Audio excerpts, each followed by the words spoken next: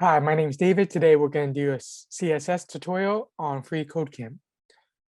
So we learned before that whenever we have two classes that have conflicting CSS styling, we're going to go with the second one, given that how this one's blue and they both identify in the same class.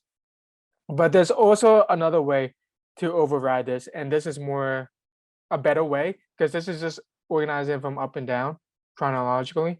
But there's a other way, and that's by using the ID attribute. So we have this identifying as a class, but if there's conflicting one styling and we have one that identifies it by an ID, that ID will override it.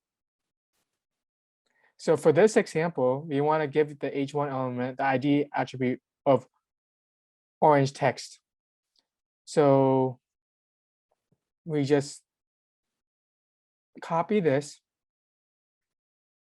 and we're going to add it right after this,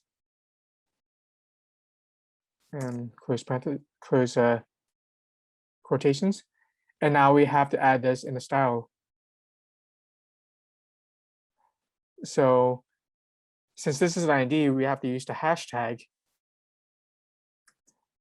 and copy this orange text,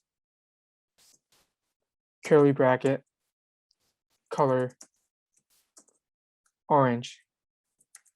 And now we're going to see that this changes to orange, because even though this overrides it, and also the order of it overrides it too. If we put it in the beginning before this, it's sorry, it's still going to be orange.